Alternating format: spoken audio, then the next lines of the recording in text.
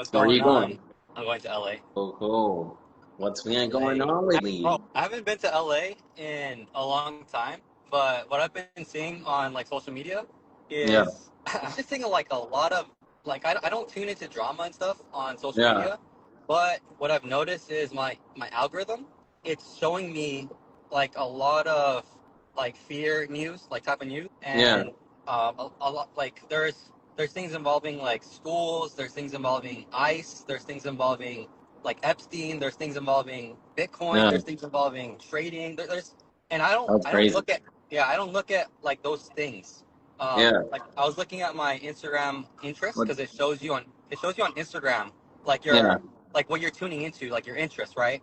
Mm. And what my interest shows me on my algorithm is business, breakdancing, and travel stuff.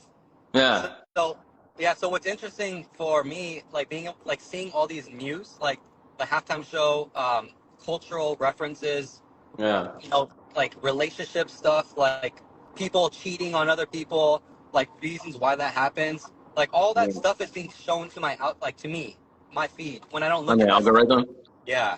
That's So interesting. yeah, it's just interesting. But the reason why I wanted to share that was because like I'm headed to LA right now, Yeah. and one of the biggest things that I saw on my feed was how like this. I don't know if it's true or not because I didn't look into it, Yeah. but it's like people are talking about ICE and how ICE is setting up like around LA. This is like what people are saying. I don't know. I don't know what it Oh, is about. really?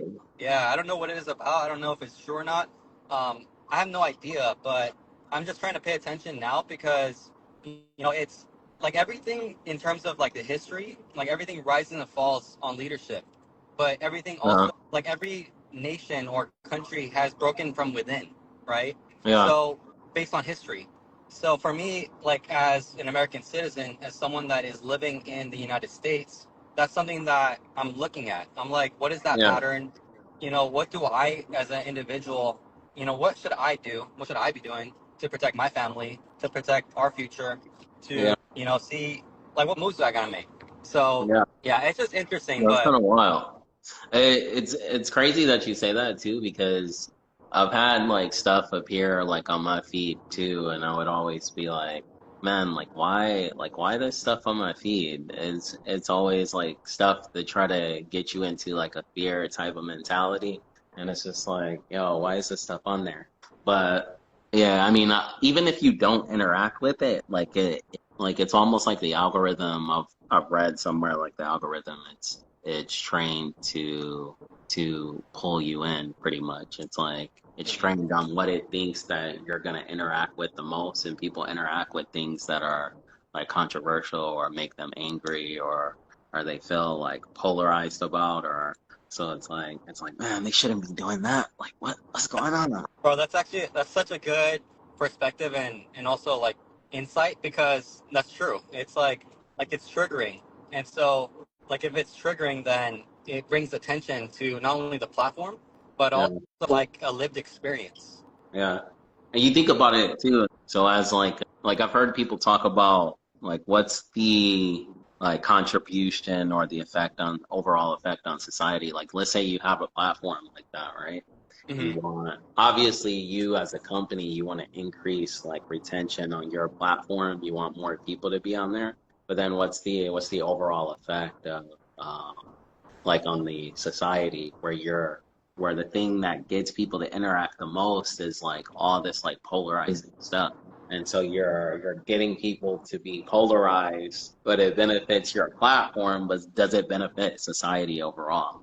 That is the big question. Yeah, it's crazy. Yeah, it's true because also it's like what is the positives and negatives of that? Yeah, And like if we were to look at it from a dualistic like lens, there's that I think it's the Buddhist story yeah. where like the whole point of the story is the answer is maybe, right? It's like it's Mm, not good or it's not bad, it's maybe. I don't yeah. know if you've heard that one. Are you talking about the one where it's like, is it good or bad? Who knows? And then Yeah, until yeah, the end, like yeah. Renee told me that one before, actually. He told me that one before. I remember that. It was like a guy Yeah. with a horse or something like that, or his horse got killed, or Yeah. That's a good analogy though Yeah. for stuff. Like if you take it in a way where it's like because I've had that happen to me in life. I think everybody has where it's where something Hmm. happens to you. It initially looks bad or it feels bad to you, and then something along the line it leads to something that turns to something good. Like, Hmm. was it actually bad to begin with, or was it just my perception at the time that looked at it as bad? Like Yeah. I'm really on that too. It's like I like to like even when I do like my meditation practices, like I practice that too. Like I always do like a non-dual kind of like perception where it's like I'm not perceiving anything as negative or positive. Hmm. Like it's all just phenomena. Oh, interesting. So it puts you in a neutral state where it doesn't bother. Oh, got it. So you're able to like detach from it. Like you don't even like ascribe Yeah, it. yeah. Dude, a friend I told you about my friend Bruce, right? The healer. Yeah.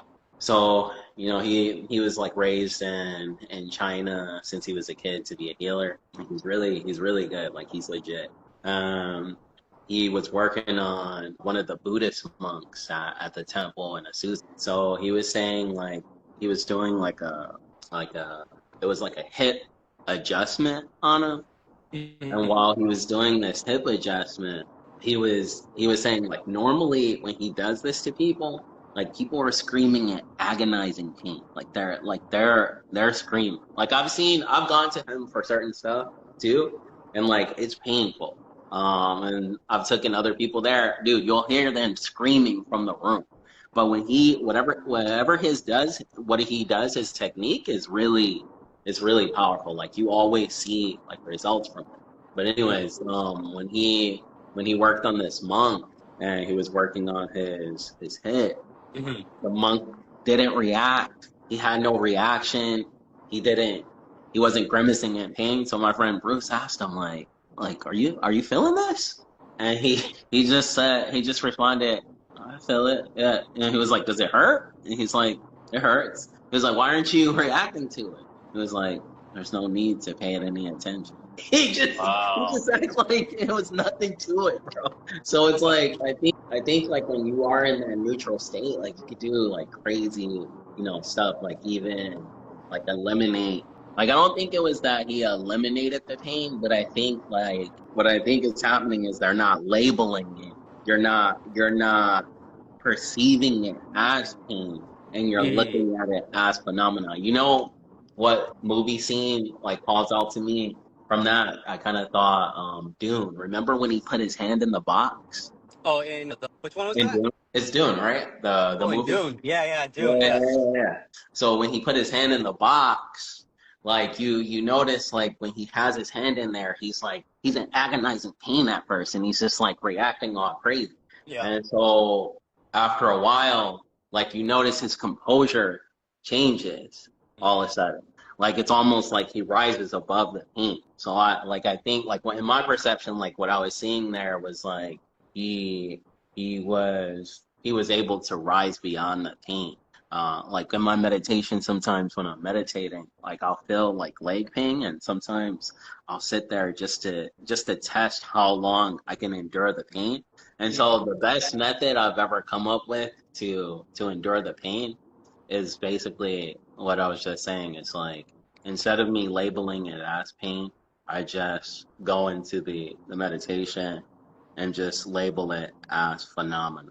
Like I try not to label it as anything. It's not good, it's not bad, it's just phenomena happening, and it numbs the pain. It's almost like your perception is what creates it and it makes it. It gives it the meaning. It gives it the meaning, yeah. But Okay, here's a it question then. Oh, go magnifies. ahead. Go ahead. Oh no, I'm done. Okay. Now, thank you for sharing that. That is insightful because it's like that's how you transcend, I guess, problems in the world. Then, right? I guess you can. Like I've heard of like some Zen masters who use that like when they're like have energy attacks or something like that, they'll go into like a non-dual state Mm. because the energy can't affect them because of they're not I guess they're not perceiving it. So Mm. it kind of like eliminates the attack. So then, here's my follow-up question to that. It's indifference. Like if someone is, approaching life through that lens, but Yeah. they're doing the work, etc., when does it become indifference? Like, would that be considered? What do you Indifferent. take from that? Because yeah, because indifference, it's like if he's No. indifferent about things, like then there is. I would say that there is a lack of compassion, in that situation, or Mm, could be a lack of compassion in that situation, where now, like the individual person mm, doesn't contribute towards, I guess, the greater good, right? Because just yeah. due to inaction, Yeah. that's just one Huh, way, like one aspect of it. But yeah. because there's people out in the world that they could care less about what's happening in society today, and Yeah. because it doesn't, in their own lived experience, it doesn't affect their daily life. So therefore, if someone is suffering here, whatever is happening and it doesn't affect their life at all, like they're like, oh, well, it's not my reality. So Yeah. would that be a difference in that situation, or would would that practice enable it or disable it? Like, what? That's like something that That's is a off the top of my head for that that's specific kind of thing. a good question actually. It's like because indifference, like I feel like indifference wouldn't be like completely like non-dual, but you are somewhat in a state of like you're not attaching to it. Like, or you could say like I feel like it almost depends on what level of indifference is it? It's like is it like I don't care, like if something was happening, I'm like, oh, I don't care about that. Like I'm not like I that doesn't affect me. Like, and I just want to Mhm. ignore it.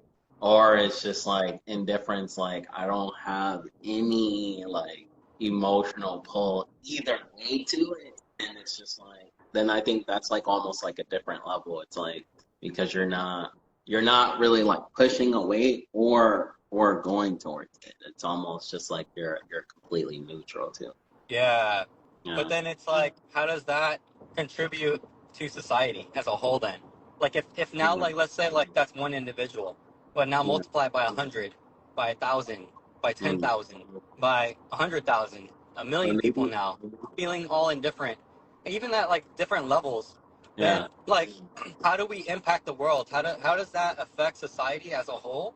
How does it Yeah. change people's everyday experiences if each person, you know, like is just Mm. living life like that? So But maybe there's a but maybe comment it right there. de- Like we are humans, and it is a privilege to feel. Yeah, that's very true. but It's. Go ahead.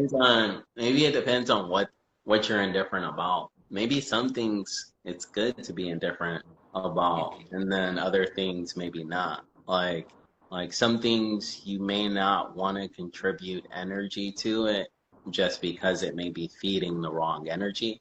And then Mhm. but other things maybe you do want to contribute, the energy. It's like I feel like it's almost like it would be situational.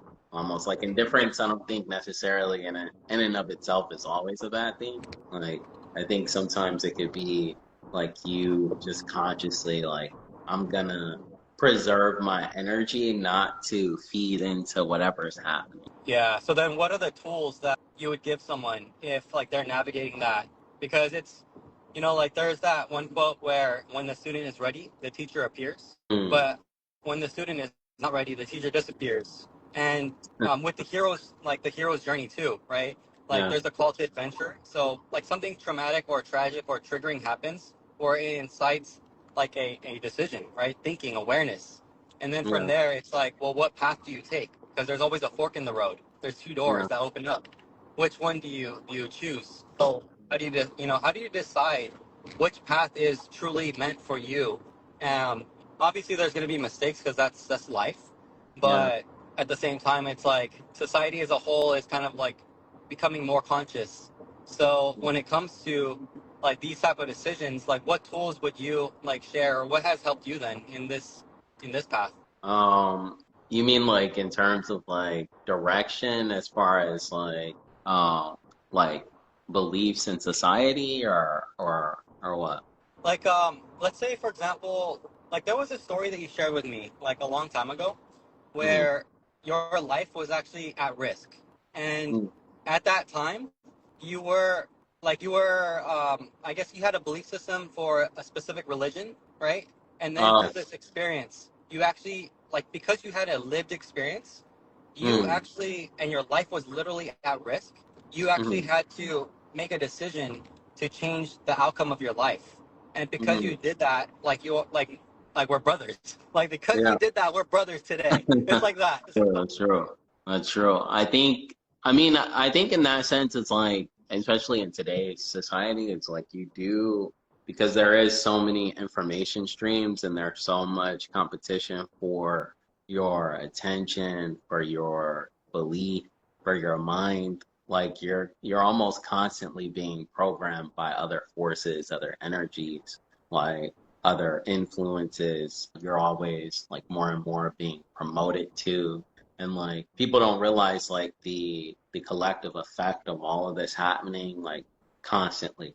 Like whether you're on your phone or whatever devices that you're on, or even through the influences through media and all these things on the people around you still will impact you. Like so it's kind of like you as an individual, I do believe that you need like a methodology or some kind of belief system that grounds you into like your own belief, whatever that may be, Hmm. so that you can navigate more clearly. Because I think, a lot of people, I think, become ungrounded. Like in a sense, it's like, and this also gets me thinking on another subject. It's like, even with like all the AI content and everything that's happening right now, it's like to a certain degree, you can think is like, when will it get to the point, especially for the new generation coming up, Hmm. where there's going to be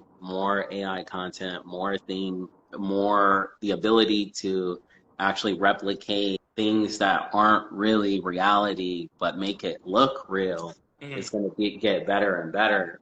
And so it's like I really think for the next generation is like how is their perception going to be of the world? Like how is that going to change like how they see things? It's like what's real to them or what's possible to them.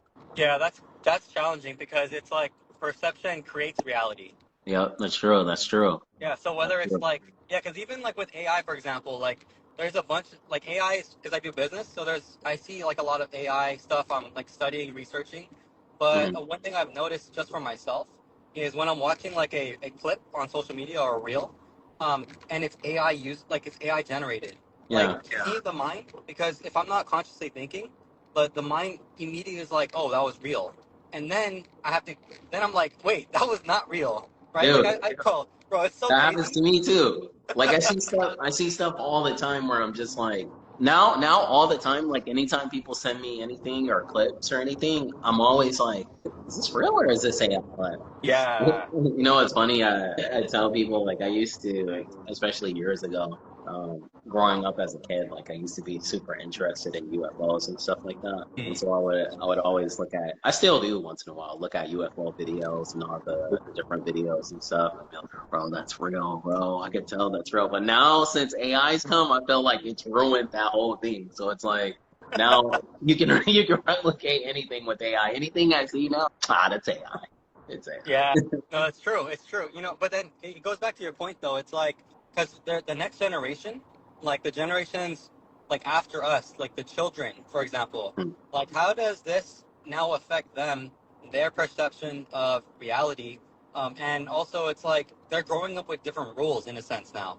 Yeah, it is actually. It's like the world, like maybe that's the agenda actually. Maybe it's through, like I do feel that way actually. I think that if you look at, I always tell people this is like I would say back before 9/11. Like I Hmm. feel like since then the world's changed so drastically. Like that was almost like a like a chapter change in the world, where Hmm. before was ordinary life, afterwards everything just went crazy. Bro, And so PTSA. what you know what that reminds me of though? It reminds me of have you ever heard of Dolores Cannon? Dolores Cannon. I think Yeah. you told me about it before. Yeah, so she did like a lot of like quantum like hypnosis technique. I think she wrote some books and stuff like that. But she was really big, and she used to talk about like a new Earth coming, and like, and remember that whole like 2012 thing, and like the Mayan calendar, and like the world was gonna shift and change and everything. And Yeah. in a way, I feel like even though it didn't happen like to that degree, like I feel like something did change though. Like the Mm. world, like in my perception personally, like the world, how you know I perceived it as a kid or like growing up, especially like before like 19 or 20, Mhm. it's so drastically different now that it's crazy. It's crazy. Like things Yeah. that I would have never thought was possible. Like it's just like wow. Yeah. It's like it's changing like the way we literally interact every single day. Yeah. That's not. Even the whole AI thing, bro. Remember when like ChatGPT first came out? And then look at Yeah, it now. Look at all the things you could do now. Oh, dude, I wanted to ask bro. you too. Like, are you Uh, using any AI tools? which one? Are you using any AI tools? I mainly, so for me when it comes to, because I do a lot of just like work in terms of business and stuff, like I Yeah. have to use AI. Like in my everyday like experience, I in my workflow I must. It's like non-negotiable now. Like in 2023, when ChatGPT like first launched, I immediately started to pay attention because as a marketing consultant, like a business advisor, marketing consultant, my Yeah. question that I asked myself was, how will AI put me out of business? Because every single person, like whether they're employee, CEO, business owner, you name it, like Yeah. AI is going to affect them no matter what. So that's something that Yeah. I thought about back then. And so immediately I started to think like, all right, how can I put myself out of business as fast as humanly possible? So that Yeah. way, when AI becomes status quo, it doesn't affect me. And so there's a movie called Avatar. I think it was Avatar 2. Yeah. Have you seen that one? I think I've seen one. I don't know if I've seen two actually. Okay, I think it was the one with like it was the water world, I believe.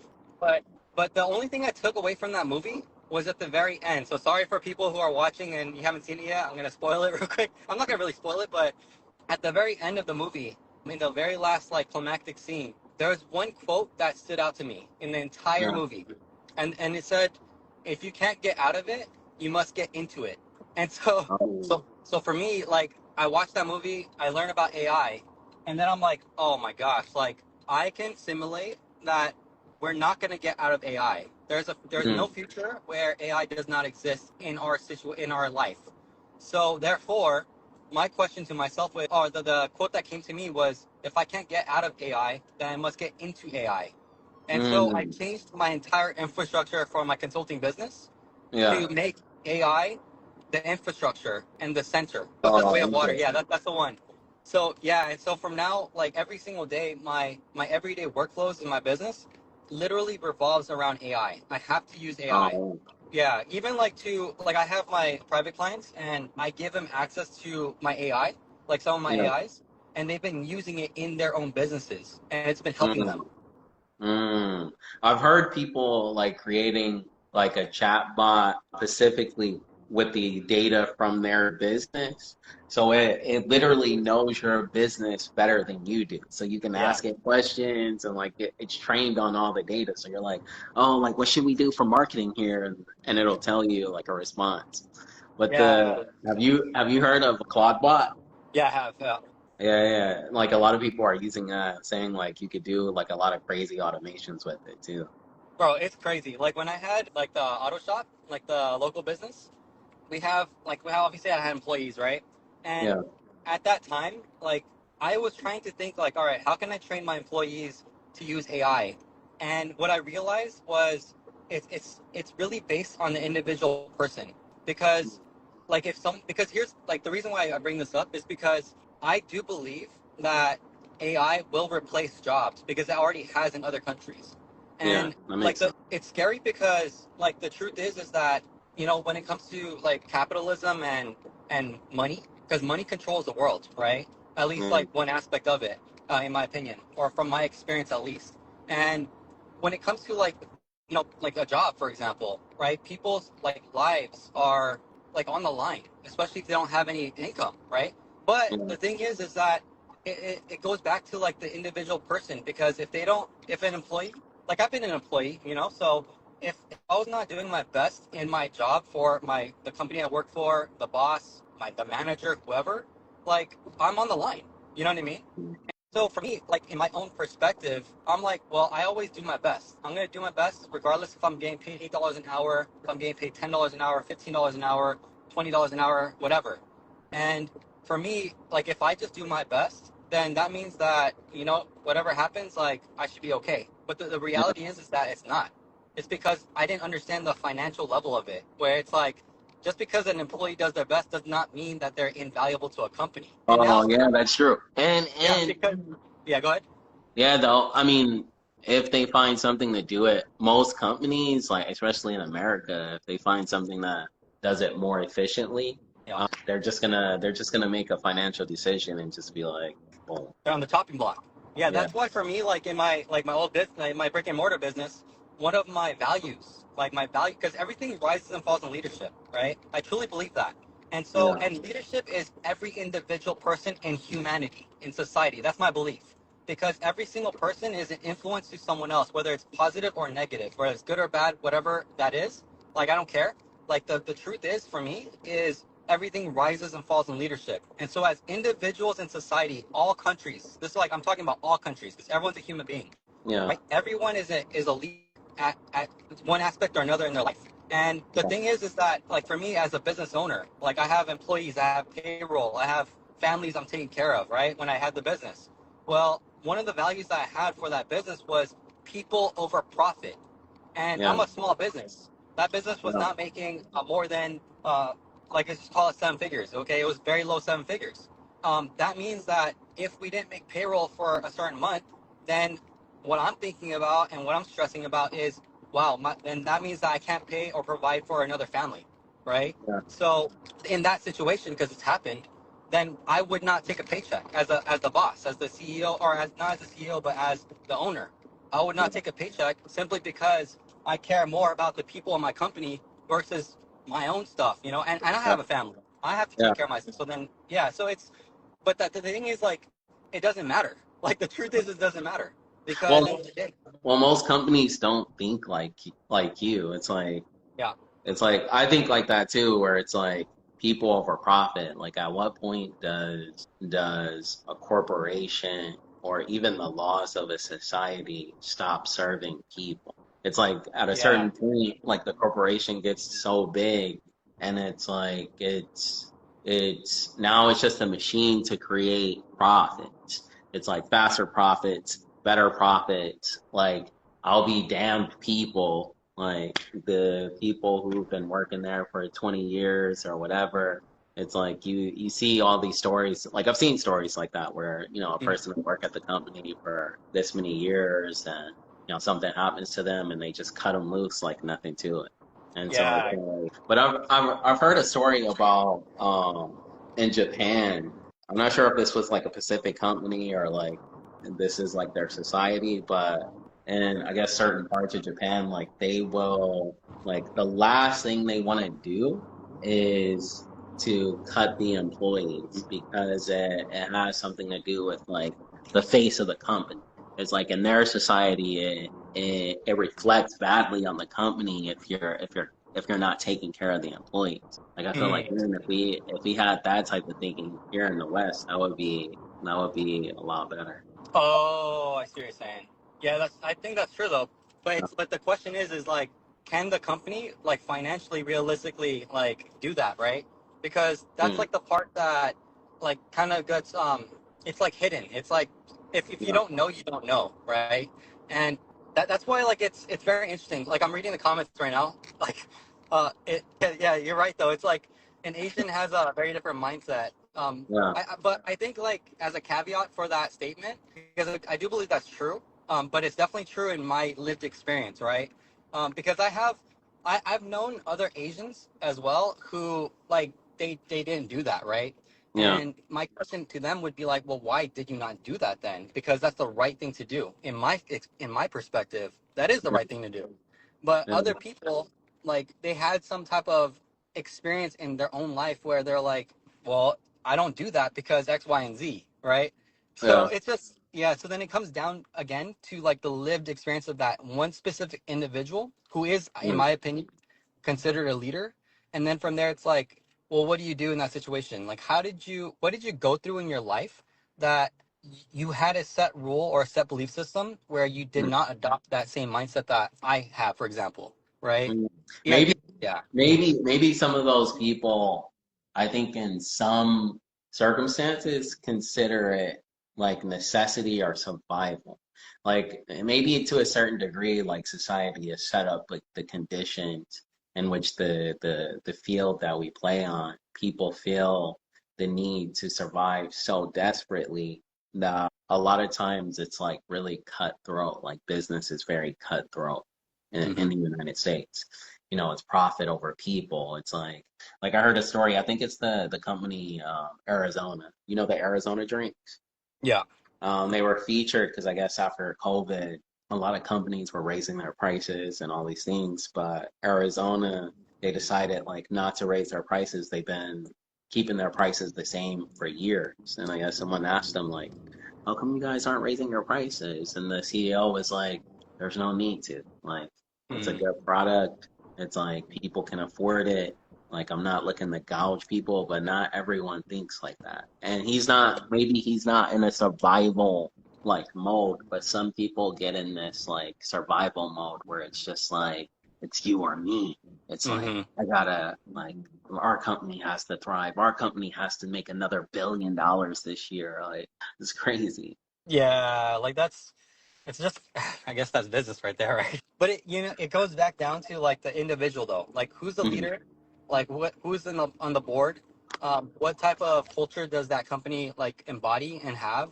What Uh, effect do they have on society as a whole? Right? There's mm, companies out there that make like so much money, but like they actually like have a community where it's like they're causing fear or they're causing division, or mm, you know what I'm saying? And mm, like they actually attack individual people as well just because it goes against their own culture. So that's mm, like a whole nother like yeah. topic or subject. But I've just seen that, I've seen that happen, and it's But like, yeah. I think in a certain sense, like that's the direction, like at like what we're doing in the nonprofit with the Love Tower. Hmm. We promote, the principles of love and compassion. I think right now at this time in society, just because, like we're saying, like whether it's companies, whether it's individuals, whether it's the media, whether it's just the survival of in modern life is moving, even AI, more integration into technology, it's moving everyone into a a certain type of uh, scientific, logical, like type mindset where it's like you don't see like the humanity in things. Like we don't think necessarily first in terms of compassion or kindness or and things like that. So in this world, especially, like Elon, I don't know if you've ever listened to Elon Musk, but it's kind of reminds me of what you said earlier in the conversation, where it was like he said something similar. He was saying, if Hmm. you can't beat it, if you can't beat it, join them. He was talking about AI, and Okay. so he was talking about integrating into it. And so if you look at like the direction society's going, it's moving in this really almost like machine like way. And so, like right now, like with the Love Tower, like what we're doing, I think it's more important than ever. It's like to really lead with love, compassion, kindness, really promote these things. I was having a conversation with someone too about even like the way we as humans continue to promote those principles even to AI will affect the future like drastically. Like Oh, like AI is kind of our child. Like you could look at it as like a child right now. oh, interesting. But in the future, I was watching this TV show, and one of the guys, like, there was an AI, and the AI overlooked the whole society. And Hmm. so there's something happened on it, and one of the characters on the show asked, "Well, why would the AI let this happen? Why did it let this happen?" And the guy's response was, "Well, it's still learning. It's a baby. It's still learning, but as it learns." one day it'll become our parent. And I thought that was like, whoa. I was like, whoa, what?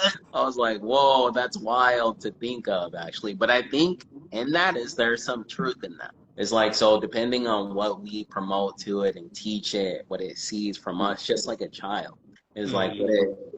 it's learning from us, it's a part of us in a sense. And so depending on what we teach it, what we show it, will also depend on the outcome for all of it. Like for society as a whole. Yeah. Like that makes sense because like it's well, I wanted to actually tie that into one of the comments, like from Mr. Figs. Hmm. I didn't get a chance to like read it because I'm driving, but I glimpsed at it, right, and I want to read it actually, or can you actually read it out loud? I It's don't talking see it. about like Where is Mr. Figs? Oh, stay rooted in love, think clearly, act wisely, because no storm can conquer a mind that is calm and a spirit that it chooses love and unity over fear. Beautiful. Thank you, Mr. mhm. Figs. And then is it like it's normal to feel it though, right? Like because that's part of being human. That's what he was Yeah. saying. So Yeah. that right there, like with what you were sharing about AI, it's like because it goes back all the way down to childhood too. It's like whatever Yeah. your experience was as a child, like you bring it, like that it shapes who you become throughout your journey. And Yeah. so that's why like going back to like the like that one someone shared that like it's an Asian thing. It's like Asian mindset. Yeah. For me, like my experience, because I'm born in America, but Yeah. my parents are, they moved here, right, and they did their best to get the American dream to to build, create a better life for myself, right? But the one thing that I noticed was the fact that like they had like a set rules and set value system that they instilled into me from a very young age, right? They Mm. called it, yeah, they called it the 5 rules of life. They said for me to be good, be healthy, work hard, get along, and do something good with my life. And so Mm. those were the 5 rules of my life that was instilled for me. And at the age of 3, like they were every day they would tell me every day, be good. What are the 5 rules of life? They would ask me that question. What are the five Yeah. rules of life? And I have to repeat it. Be good, be healthy, work hard, get along, do something That's good with your life. good. So every day that's like in my mind. Yeah. And then and I'm Asian. So I just have like the parents of me is Asian obviously. So Yeah. for me, it's like I embody like those values, like that value system that they created for me, that they Yeah. instilled into me. That's something that I carry with me for throughout my life. Yeah. And like everything that I touch, right? Because there's this other quote too. It's like how you do one thing is how you do everything. There's that quote. And so for me, like what I've noticed in terms of just a pattern was okay, if that is the case, and these are the 5 rules of my life that I abide by, that I live by, that I'm intentional with. I make my decisions with intention for that. Therefore, you know, if this situation happens to me, where like like someone is being racist to me, or someone is just hating on me for whatever reason, because I get that a lot. Like people just naturally hate on me, like sometimes, like especially when I'm That's doing because my you're a thing. handsome devil over there. Thank you. And so it's like, for me, it's like, well, I have compassion for them because not only do I understand that, everyone's experience in childhood was different. But I don't know. Like, I have no idea what is going on behind closed doors for them, right? Mm. That could have been through their childhood. It could be today. It could be yesterday was Valentine's Day. What if they didn't have a good relationship or they had an argument, things like that. Like, Yeah. I don't know. Like, but I have enough mindfulness to practice compassion in those situations. But it's only because, in my opinion, or at least from what I'm thinking right now, it's only because the 5 rules of life that my parents instilled to me.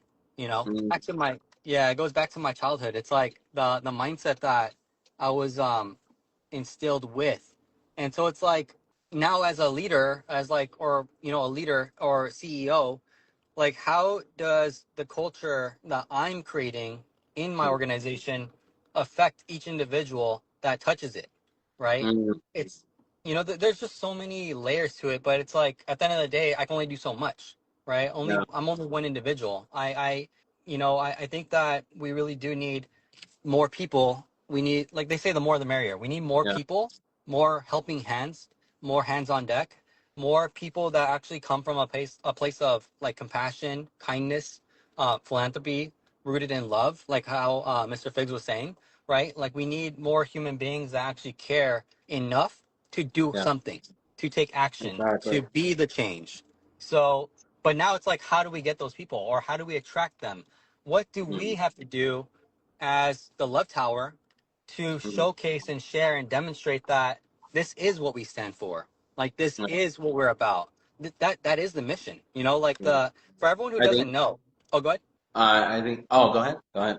Yeah, so for I was gonna say, like, for everyone who doesn't know about the Love Tower, it's like maybe their first time hearing about it. There's two. The Love Tower acts on a both and model. Okay, what that means is we have the vision of the Love Tower, right? Because just for everyone who doesn't know, right? I'm gonna start from the beginning. The reason why this solution came about was simply because during 2020, the pandemic, the problem that occurred was division across the world, right? Friends, family members, people who, organizations, companies, everyone was divided. Everyone had to be in their homes, putting masks on, not being able to even get together with their own family at a table. And so Mm, that is a huge problem, right? That became a yeah, problem in society. And it that is the like life changed after that. That like what you said, a chapter change, that was yeah, a chapter change, a significant chapter change in the world. And yeah. so a group of strangers like Jamar, myself, Ashley, like all the Love Tower, okay, the organization of the Love Tower, we came together as Mm, strangers, coming together to say, like, what can we do that can change the world? What can we do that can positively impact the world to bring back connection, to bring back unity, but from a mm, place of love, a place rooted in love, in compassion, in kindness, in philanthropy. And so we decided, you know what stood the test of time? Monuments. Monuments have stood the test of time. The Taj Mahal, the Eiffel Tower, the Statue of mm, Liberty. Like there's so many monuments in the world that people literally go to and they have a lived experience in. They yeah. have an effect, an energetic effect, a spiritual effect. Today, to me what is monumental today is the monks walking for peace. In 2 months, That is in two actually. months, a 2,300-mile walk for peace. In 2 months, they garnered over 1 million followers on Instagram, and they affected millions of people. And guess what? That's powerful, bro. Yeah, It's and here's like, the thing. and they did it peacefully too. They did it peacefully, but Yeah. through that peace, right? Like their intention was a walk for peace. The venerable monk at the end of the walk said, no matter what we do, no matter what we strive for in terms of kindness, acts of kindness, right? Like he said this, there's never going to be world peace. And Mm, it's because, you know, peace comes from within. You mm, have to cultivate the peace within first. So now imagine like billions of people in the world. Like how mm. many of the billions of people in the world are actually going to pursue inner peace, Well, right? you think about it like this too, is have you ever heard those experiments that they've done in cities where, well, they'll have like a certain percentage of people meditating and it affects the whole city. Yeah, It's yeah, I think they call it like the hundred monkey experiment or something like that, where it's like you like once a certain number of societies start to do something, like this is a theory at least, it starts to affect the greater whole of society. yeah. So like the analogy was like the monkeys like washing the watermelons on an island. Like once 100 of them learned how to do it, all 10,000 monkeys on the island started to know how to wash the watermelon. And so in the same sense, if you take that principle, it really doesn't take that many of us to come together as a community, especially if our energy is aligned with the same intentions and purpose to really like affect change in the world, like first through inner peace, then as a group with each other, then as a greater whole. Exactly. And that right there, like that insight, that perspective, that change, right? That shift is exactly part of the mission of the Love Tower. It's Mm, because when I say like the vision, when I say that the Love Tower works on a both and model, it's because the vision of the Love Tower is to create a physical structure, 210-foot tall monument of love. And that's the vision. The mm, mission is amplifying all acts of kindness and philanthropy. it is actually sharing and amplifying love on all levels, from music, compassion, kindness, dance, art, like communication, everything that we do in the world, in our the of peace, right? The walk for peace, like everything that we do, that is the mission right there. Meditation, like being able to be mindful every single day, being able to be like do acts of kindness to others, like that is the mission of the Love Tower. And so when it comes to the mission, like the mission, this is like what I realized like over the Mm, past few years, and I finally locked it in for myself. The mission of the Love Tower is alive and well and working every single day, that someone does an act of kindness, mm, someone walks for peace, someone does a meditation, someone is cultivating inner peace, someone is doing something for someone else. Like that is the mission of the Love Tower. And mm, so as we are doing like this mission, as we are putting out there like positive energy to the world, whether it be through meditation, through acts of kindness, children's programs, helping a stranger. The other day I helped a stranger out, and they were so grateful for me. Like, and it yeah, was just such a small thing for me, but that energy that I felt, that love that I felt from them, like it was just, that is what we need in the world, right? yeah, So that's like why I say like the Love Tower works as a both and model. It's because the mission is happening, it's alive and well right now, and mm, every single day, every human being, every individual that contributes to this mission, it's going towards the vision of building the monument of love, the Love Tower. yeah, And all the goodness that we're doing, every act of kindness, every act of philanthropy, every act of just putting energy, of loving energy into the world, right? To yourself and to the world. That is now bringing this energy and helping build this Love Tower, you know? It's the vision coming to life.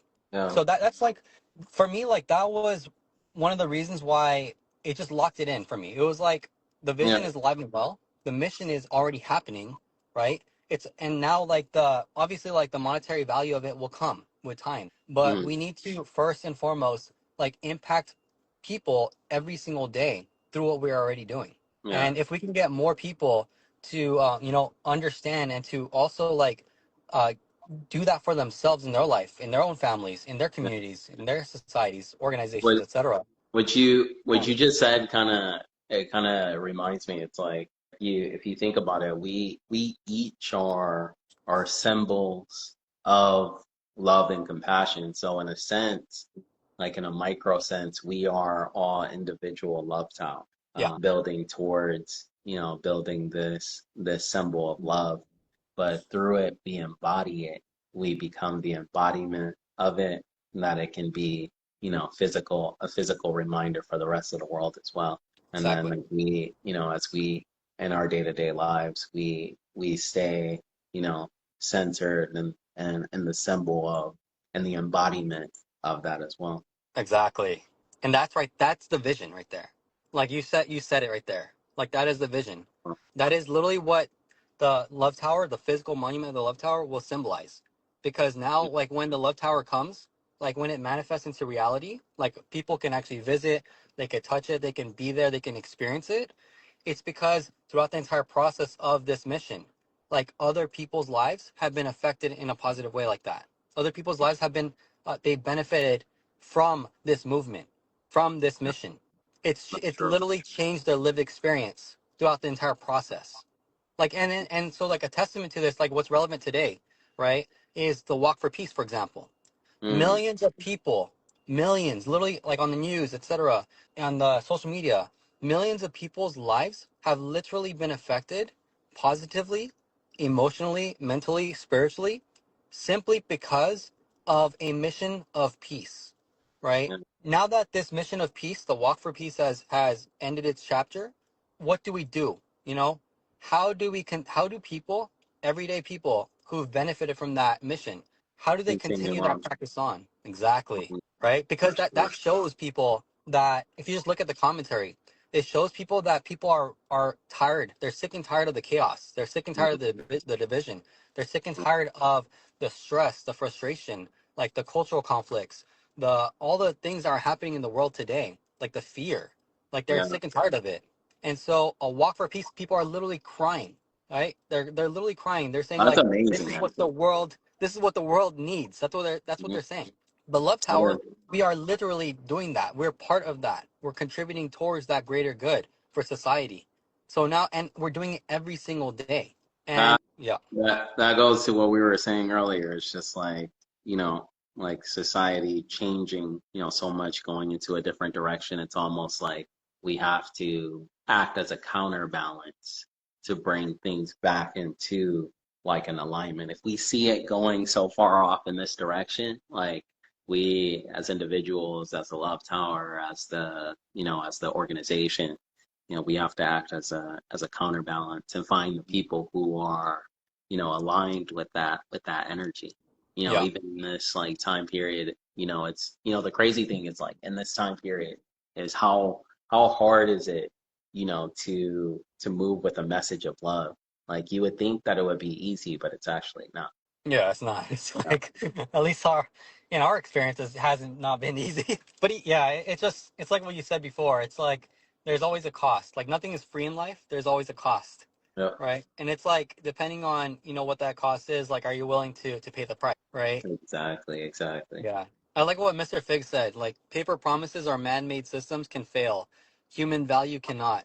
When systems shake, you need to return to what cannot be printed: love, compassion, kindness, courage, cooperation, and competence. Yeah. Like, I agree. True, You know, true. Nico said, the division of the world. It was a time for love and compassion. Yeah. Like I believe that's true. It's like they're just the signs are in front of us. Like the clues are there. Like the clues are Yeah, right there. let's But do it's it. like, yeah, what do we do about it, right? So we need Let's do more, it. for everyone who's new to the Love Tower, please visit thelovetower.com. Check out the website, learn about what we are doing. Hop onto a meditation. Like we have the YouTube channel as well. We're going to be doing a lot more. Jamar just told me the other day that we're going to be doing a lot more live streams to host discussions. So if you want to hop on, you have your own opinions, your own beliefs, a story that you want to share, right? Like hop on to Love Towers live and share with your friends, your family, people that could benefit from this movement, this mission that we have. And if they like feel called to also donate, because the only way that the Love Tower is also going to manifest in physical reality is through monetary donations. Like we need that. We're a nonprofit, so we need to be receiving from people who want and people who actually believe that this mission is worth it. This mission is worth supporting. Peace, Where unity, kindness, love, compassion. That is what the world needs. Well, where are the people that actually believe that? Right? Like, so let's attract them. Hmm. yeah. So we'll be Invite doing them. this.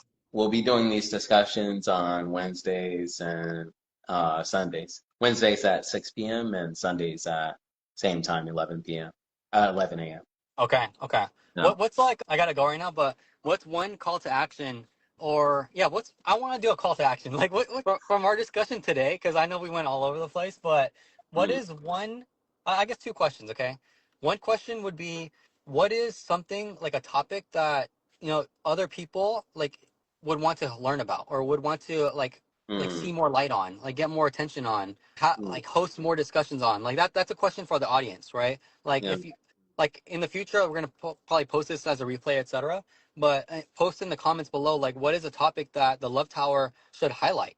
What's something that you want to hear more of? What's an important topic that we should be discussing? Okay, so that's one question. But the second question would be like a call to action, like that. I'll leave that up to you. Like what is one action item that you would encourage other people to do? The action item I think is the importance of us coming together as like a community, creating a solid community. Let's continue to connect, on these discussions. We also do meditations periodically in person and online. So as we continue to come together and really connect our energies together, that's a powerful effect. I think we've seen that in the Walk for Peace. So I think we can continue forward, as a community. Join the newsletter so you can keep track of, when we do the meditations, when we do these discussions. Also, we'll start, having people, join in as well. Okay. Is there a way that people can like maybe schedule to hop on a live, or do you want to just go on live and then just bring people on if they want to. Yeah, something like that. We'll figure it out. We're gonna just we'll pivot and adapt along the way. We'll do it. Let's do it. Thank you, Sean, Okay. for coming on today. Yeah, absolutely. No, thank you for hosting me. Thank you Uh, for holding this discussion, and that's just the beginning. Like, let's continue to make an impact. But love you, brother. Thank you so much. love you, love you. All right, take care. Thank you, everybody for joining. See you Thank you guys. all.